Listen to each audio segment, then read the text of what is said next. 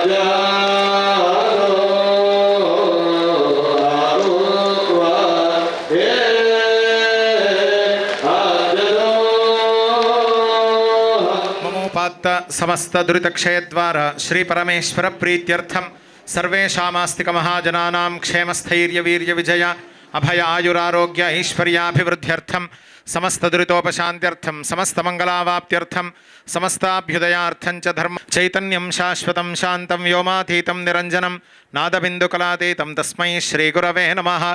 श्रीमदाचार्य चरणारविन्दाभ्यां नमः।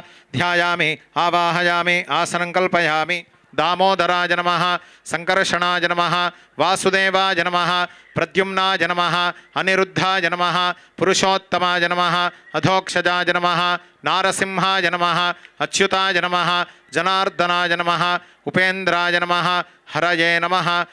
नीराजनं गृहाणेदं घृतदीपविराजितं स्वप्रकाशप्रकाशात्मन् प्रकाशितदिगन्तरा कर्पूरगौरं करुणावतारं संसारसारं भुजगेन्द्रहारं छत्रचामरादि सर्वोपचारपूजा समर्पयामि। अनया पूजया श्रीमदाचार्यचरणारविन्ददेवताः प्रीयन्ताम्। तत्पदं दर्शितं येन तस्मै श्रीगुरवे नमः। चंद्रमाते पे साजे वक्षस्थल पाल विराजे जटा चक्र से बहती निर्मल शिवधारा। हर हर शिव शंभु जय जय केदारा। हर हर शिव शंभु जय जय केदारा। हर हर शिव शंभु जय जय केदारा। जप तप साधन और समाधि ध्यान में, जप तप साधन और समाधि ध्यान में सत्यम शिवम शाश्वत ज्ञान बकान में। तत्पदं दर्शितं येन तस्मै श्री गुरवे नमः। रमाशक्ति ಮಿಷನ್ ವತಿಯಿಂದ ಸಮರ್ಪಿಸಿದ ಗುರುಚರಣಾರವಿಂದ ಕಾಣಿಕೆ। ಗುರವೇ ಸರ್ವಲೋಕಾನಾಂ ಭಿಷಜೇ ಭವರೋಗಿಣಾಂ ನಿಧಯೇ ಸರ್ವವಿದ್ಯಾನಾಂ ದಕ್ಷಿಣಾಮೂರ್ತಯೇ ನಮಃ।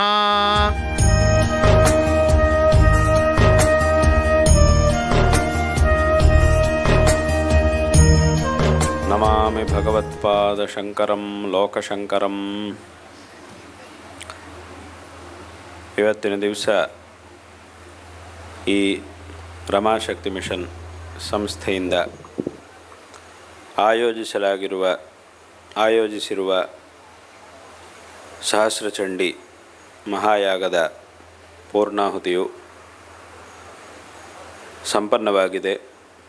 5 ದಿವಸಗಳಿಂದ ಶಾಸ್ತ್ರೋಕ್ತವಾದ ರೀತಿಯಲ್ಲಿ ಮೃತ್ಯುಜೋತ್ತಮರಿಂದ ನಡೀತಾ ಇರತಕ್ಕಂತಹ ಈ ಯಾಗದ ಪೂರ್ಣಾಹುತಿಯು ಇವತ್ತು ಸಂಪನ್ನವಾಗಿದೆ.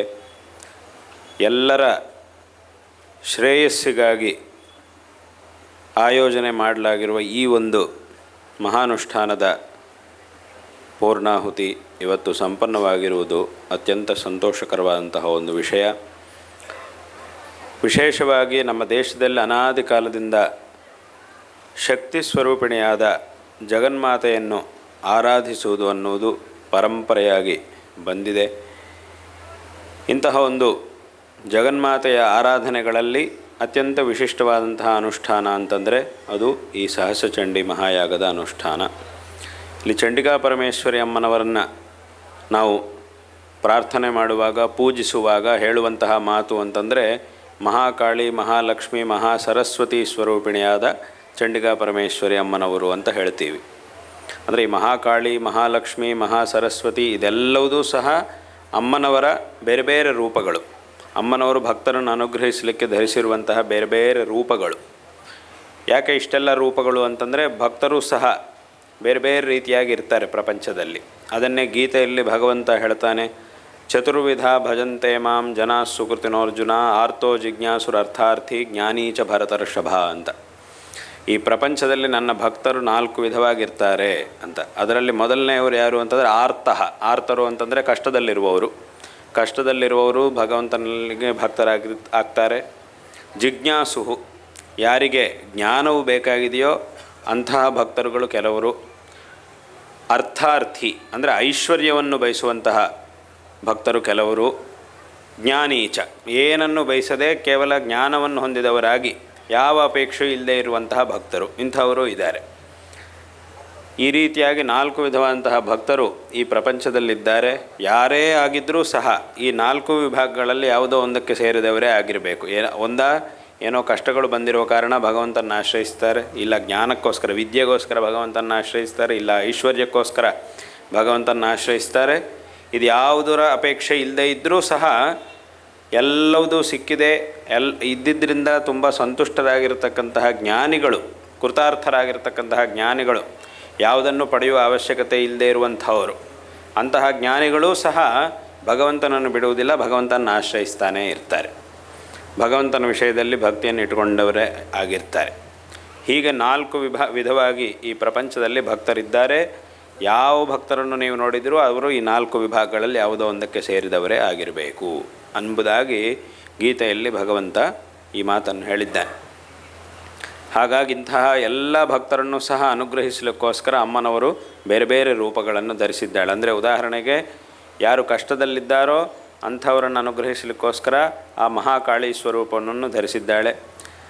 ಯಾರಿಗೆ ಜ್ಞಾನವೂ ಬೇಕಾಗಿದೆಯೋ ಅಂಥವರನ್ನು ಅನುಗ್ರಹಿಸಲಿಕ್ಕೋಸ್ಕರ ಮಹಾಸರಸ್ವತಿ ಸ್ವರೂಪವನ್ನು, ಯಾರಿಗೆ ಐಶ್ವರ್ಯವೂ ಬೇಕಾಗಿದೆಯೋ ಅಂಥವರನ್ನು ಅನುಗ್ರಹಿಸಲಿಕ್ಕೋಸ್ಕರ ಮಹಾಲಕ್ಷ್ಮೀ ಸ್ವರೂಪವನ್ನು ಅಮ್ಮನವರು ಧರಿಸಿದ್ದಾಳೆ. ಮತ್ತು ಎಲ್ಲವುದರ ಮೂಲ ಸ್ವರೂಪ ಅನ್ನೋದೇನಿದೆಯೋ ಪರಬ್ರಹ್ಮ ಸ್ವರೂಪ, ಆ ಪರಬ್ರಹ್ಮ ಸ್ವರೂಪಿಣಿಯಾಗಿ ಜ್ಞಾನಿಗಳಿಗೆ ಸಾಕ್ಷಾತ್ಕಾರವನ್ನು, ಜ್ಞಾನಿಗಳಾಗಿರ್ತಕ್ಕಂಥವರಿಗೆ ಪರಬ್ರಹ್ಮ ತತ್ವಸ್ವರೂಪಿಣಿಯಾಗಿ ಆ ತತ್ವ ಸಾಕ್ಷಾತ್ಕಾರವನ್ನು ಜ್ಞಾನಿಗಳಿಗೆ ನೀಡಿ ಅವರಿಗೆ ಮೋಕ್ಷವನ್ನು ಅನುಗ್ರಹಿಸ್ತಾ ಇದ್ದಾಳೆ. ಹೀಗೆ ಈ ಎಲ್ಲ ರೂಪಗಳಲ್ಲೂ ಸಹ ಅಮ್ಮನವರು ಆ ಎಲ್ಲ ಭಕ್ತರನ್ನು ಸಹ ಅನುಗ್ರಹಿಸ್ತಾ ಇದ್ದಾಳೆ. ಹಾಗಾಗಿಯೇ ಅಂತಹ ಅಮ್ಮನವರನ್ನು ನಾವು ಅತ್ಯಂತ ಶ್ರದ್ಧಾಭಕ್ತಿಗಳಿಂದ ಆಶ್ರಯಿಸುವುದರಿಂದ ನಮ್ಮ ಎಲ್ಲ ವಿಧವಾದಂತಹ ಅಪೇಕ್ಷೆಗಳು ನೆರವೇರುತ್ತೆ, ನಮ್ಮೆಲ್ಲ ವಿಧವಾದಂತಹ ಅಭೀಷ್ಟಗಳು ನೆರವೇರುತ್ತೆ ಅನ್ನುವಂತಹ ವಿಷಯದಲ್ಲಿ ಯಾವುದೇ ಸಂದೇಹಕ್ಕೆ ಅವಕಾಶ ಇಲ್ಲ. ಇದನ್ನು ಪ್ರತಿಯೊಬ್ಬರೂ ಸಹ ಚೆನ್ನಾಗಿ ತಿಳಿದು ಆ ಅಮ್ಮನವರನ್ನು ಆಶ್ರಯಿಸಿ ಜೀವನವನ್ನು ಸಾಕ್ಷಾತ್ಕಾರ ಮಾಡಿಕೊಳ್ಳಬೇಕು.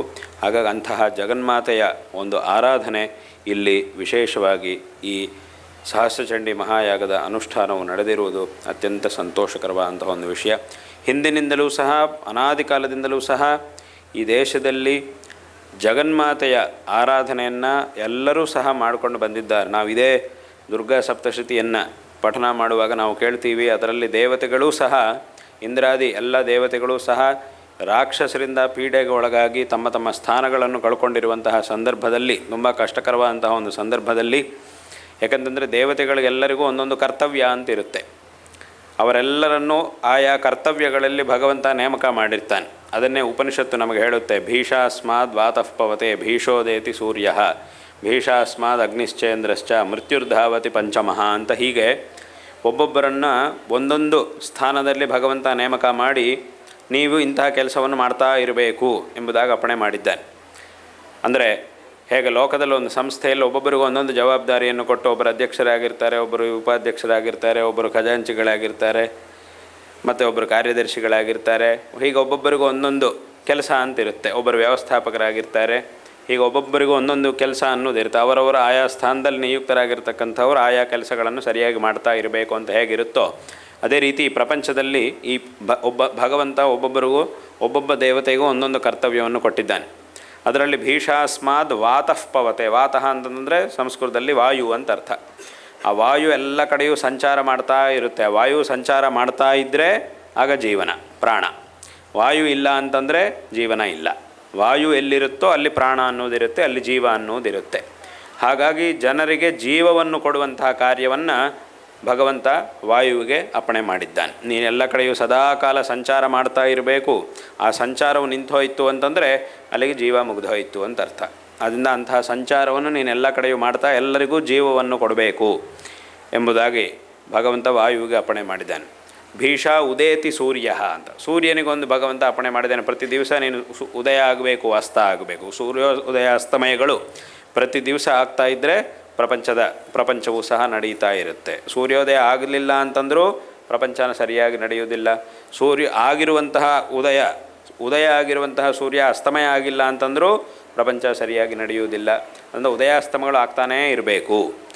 ಅದು ಸೂರ್ಯನಿಗೆ ಕೊಟ್ಟಿರುವಂತಹ ಕರ್ತವ್ಯ. ಇದರಿಂದ ಆ ಸೂರ್ಯನಿಂದ ಪ್ರಪಂಚಕ್ಕೆ ಜೀವ ಅನ್ನೋದು ಪ್ರಾಪ್ತವಾಗುತ್ತೆ. ಭೀಷಾಸ್ಮಾದ್ ಅಗ್ನಿಶ್ಚ ಇಂದ್ರಶ್ಚ ಇದೇ ರೀತಿಯಾಗಿ ಒಬ್ಬೊಬ್ಬರಿಗೂ ಸಹ ಒಂದೊಂದು ಕರ್ತವ್ಯವನ್ನು ಕೊಟ್ಟಿದ್ದಾನೆ. ಮೃತ್ಯುರ್ಧಾವತಿ ಪಂಚಮಃ ಅಂತ ಮೃತ್ಯು ಯಮಧರ್ಮರಾಜ, ಯಮಧರ್ಮರಾಜನಿಗೊಂದು ಕರ್ತವ್ಯವನ್ನು ಕೊಟ್ಟಿದ್ದಾನೆ. ಅವರವರ ಕರ್ಮದ ಅನುಸಾರವಾಗಿ ಯಾವಾಗ ಅವರಿಗೆ ಆಯುಷ್ಯ ಅನ್ನೋದು ಮುಗಿಯುತ್ತೋ ಆವಾಗ ಅವರನ್ನು ಅವರ ಶರೀರದಿಂದ ಬೇರ್ಪಡಿಸಿ ಅವರ ಆತ್ಮವನ್ನು ಶರೀರದಿಂದ ಬೇರ್ಪಡಿಸಬೇಕು ಅನ್ನುವಂಥ ಒಂದು ಕರ್ತವ್ಯವನ್ನು ಬೇರ್ಪಡಿಸಿ ಮತ್ತೆ ಪುನಃ ಮುಂದಿನ ಆ ಕರ್ಮಕ್ಕನುಸಾರವಾಗಿ ಮುಂದಿನ ಜನ್ಮವನ್ನು ಪಡೆಯುವಂತೆ ಮಾಡಬೇಕು ಅನ್ನೋ ಕರ್ತವ್ಯವನ್ನು ಯಮಧರ್ಮರಾಜನಿಗೆ ಕೊಟ್ಟಿದ್ದಾನೆ. ಹೀಗೆ ಒಬ್ಬೊಬ್ಬರಿಗೂ ಒಂದೊಂದು ಕರ್ತವ್ಯವನ್ನು ಕೊಟ್ಟಿದ್ದಾನೆ. ಯಾವಾಗ ರಾಕ್ಷಸರುಗಳು ತುಂಬ ಒಂದು ಪ್ರಭಾವಶಾಲಿಗಳಾಗಿಬಿಟ್ಟು ಈ ದೇವತೆಗಳಿಗೆಲ್ಲ ತೊಂದರೆ ಮಾಡ್ತಾರೋ ಆವಾಗ ಆ ದೇವತೆಗಳ ಕರ್ತವ್ಯಗಳಿಗೂ ತೊಂದರೆ ಆಗುತ್ತೆ.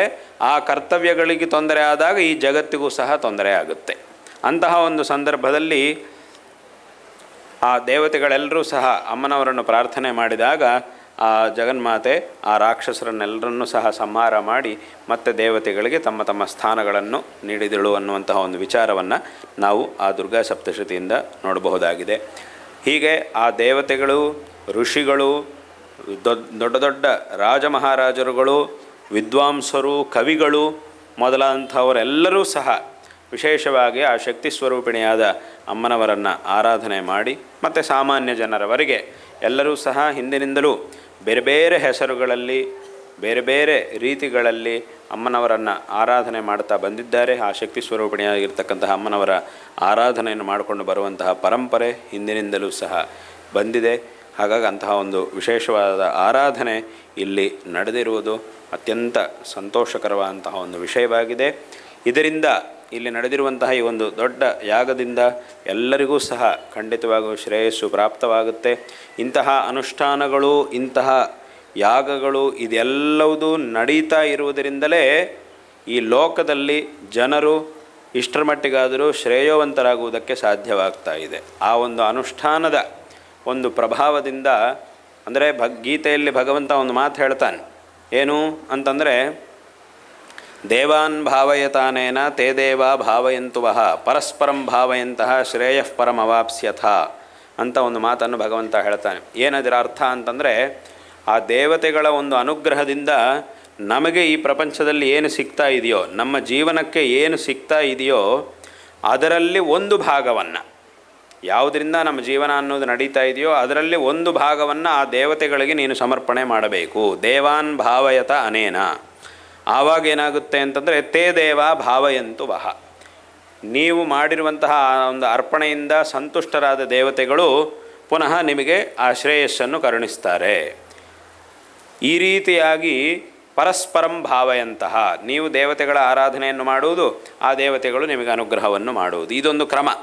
ಈ ರೀತಿಯಾದಂತಹ ಒಂದು ಕ್ರಮವನ್ನು ಎಲ್ಲರೂ ಸಹ ಅನುಸರಿಸಿ ಆ ಭಗವಂತನ ಅನುಗ್ರಹಕ್ಕೆ ಪಾತ್ರರಾಗಬೇಕು, ಶ್ರೇಯೋವಂತರಾಗಬೇಕು, ನನ್ನ ಒಂದು ವಿಶೇಷವಾದ ಅನುಗ್ರಹಕ್ಕೆ ಎಲ್ಲರೂ ಸಹ ಪಾತ್ರರಾಗಬೇಕು ಅನ್ನುವಂತಹ ಮಾತನ್ನು ಗೀತೆಯಲ್ಲಿ ಭಗವಂತ ಹೇಳ್ತಾನೆ. ಆದ್ದರಿಂದ ಇವತ್ತು ನಾವು ಮಾಡಿರುವಂತಹ ಒಂದು ಅನುಷ್ಠಾನ ಅಂತಂದರೆ, ಈ ಒಂದು ಅನುಷ್ಠಾನದ ಮೂಲಕ ನಾವು ಏನನ್ನು ಅರ್ಪಣೆ ಮಾಡ್ತೀವೋ ಅದು ಆ ಭಗವಂತ ಸ್ವೀಕರಿಸ್ತಾನೆ. ತನ್ಮೂಲಕ ನಮಗೆ ವಿಶೇಷವಾದಂತಹ ಒಂದು ಶ್ರೇಯಸ್ಸನ್ನು ಭಗವಂತ ಅನುಗ್ರಹಿಸ್ತಾನೆ, ಆ ಜಗನ್ಮಾತೆ ಅನುಗ್ರಹಿಸ್ತಾಳೆ ಅನ್ನುವಂತಹ ವಿಷಯದಲ್ಲಿ ಯಾವುದೇ ಸಂದೇಹಕ್ಕೆ ಅವಕಾಶ ಇಲ್ಲ. ಆದ್ದರಿಂದ ಈ ಒಂದು ಅನುಷ್ಠಾನದಿಂದ ಎಲ್ಲರಿಗೂ ಸಹ ವಿಶೇಷವಾದಂತಹ ಶ್ರೇಯಸ್ಸು ಪ್ರಾಪ್ತವಾಗಲಿ. ಇಂತಹ ಈಗ ಹೇಳಿದಂಗೆ ಅದನ್ನೇ ಗೀತೆಯಲ್ಲಿ ಭಗವಂತ ಒಂದು ಮಾತನ್ನು ಹೇಳ್ತಾನೆ, ಯಾವಾಗ ಈ ಒಂದು ಕ್ರಮ ಅನ್ನೋದೇನಿದೆಯೋ ಇದಕ್ಕೆ ತೊಂದರೆ ಆಗುತ್ತೋ ಆಗ ಲೋಕದಲ್ಲೂ ಸಹ ಎಲ್ಲರಿಗೂ ತೊಂದರೆ ಆಗುತ್ತೆ. ಆದ್ದರಿಂದ ಈ ಒಂದು ಕ್ರಮವನ್ನು, ಅಂದರೆ ಭಗವಂತ ನಮಗೇನು ಕೊಟ್ಟಿದ್ದಾನೋ ಅದರಲ್ಲಿ ಒಂದು ಭಾಗವನ್ನು ಆ ಭಗವಂತನಿಗೆ ಅರ್ಪಣೆ ಮಾಡಬೇಕು. ಅಂದರೆ ಇಲ್ಲೊಂದು ವಿಷಯ ಏನು, ಆ ಒಂದು ಭಾಗವನ್ನು ಭಗವಂತನಿಗೆ ಅರ್ಪಣೆ ಮಾಡೋದು ಯಾಕೆ ಅಂತಂದರೆ, ಅದೇನೋ ಭಗವಂತನ ಲಾಭಕ್ಕೋಸ್ಕರ ಅಲ್ಲ, ನಮ್ಮ ಲಾಭಕ್ಕೋಸ್ಕರ ಅನ್ನೋದನ್ನು ಪ್ರತಿಯೊಬ್ಬರೂ ಸಹ ತಿಳ್ಕೊಳ್ಳಬೇಕು. ನಾವು ಭಗವಂತನಿಗೆ ಕೊಟ್ಟಿದ್ದರೂ ಕೊಡದೇ ಇದ್ದರೂ ಭಗವಂತನಿಗೆ ಯಾವುದೇ ವಿಧವಾದಂತಹ ಲಾಭ ನಷ್ಟಗಳಿಲ್ಲ.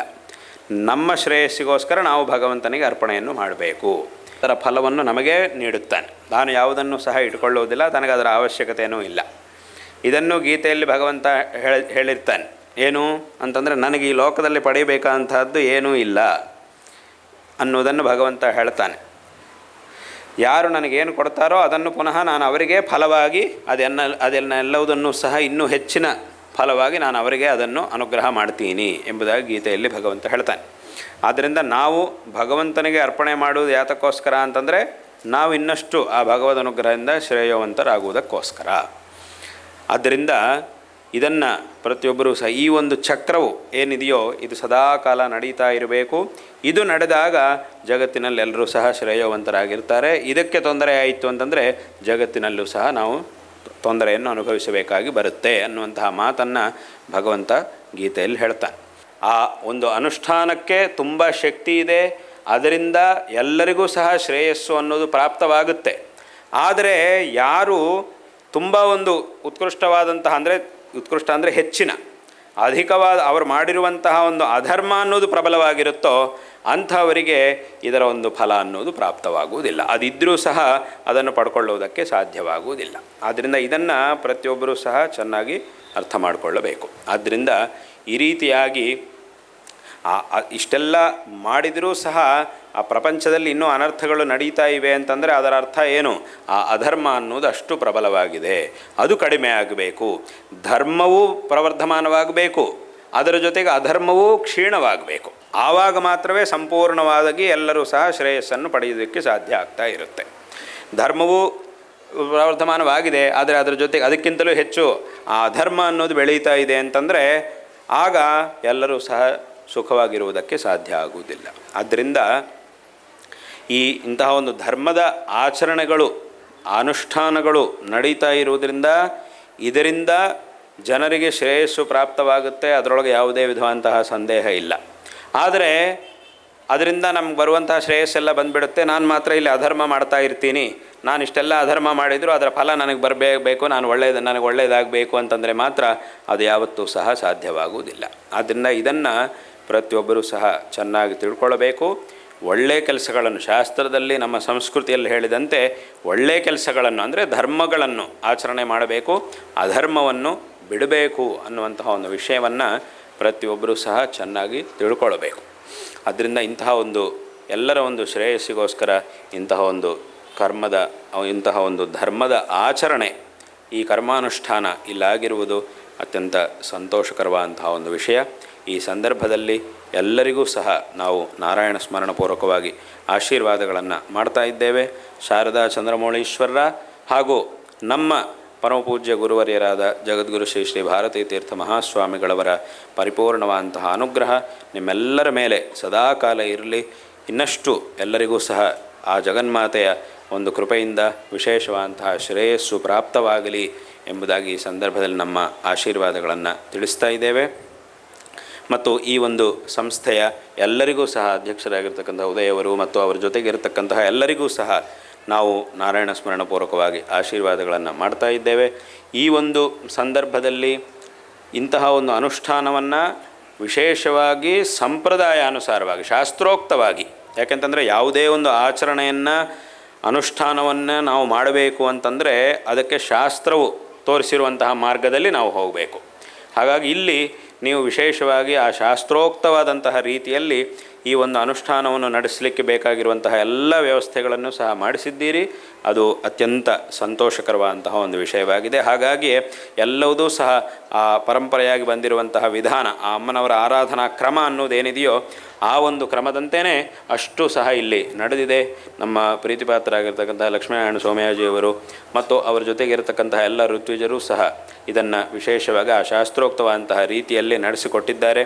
ಅದೇ ಮೊದಲಿಗೆ ಅವರು ನಮ್ಮ ಹತ್ರ ಈ ಒಂದು ಪ್ರಸ್ತಾವನೆ ತಂದಾಗ ನಾನು ಸಹ ಅವರನ್ನು ಕೇಳಿದ್ದೆ, ಅದಕ್ಕೆಲ್ಲದಕ್ಕೂ ವ್ಯವಸ್ಥೆ ಉಂಟಾ? ಯಾಕಂದರೆ ನಾವು ಮಾಡಬೇಕು ಅಂತಂದರೆ ಅದನ್ನು ಸಂಪೂರ್ಣವಾಗಿ ಶಾಸ್ತ್ರೋಕ್ತವಾಗಿ ಅದರ ಕ್ರಮದಲ್ಲಿ ಮಾಡಿಸಬೇಕು.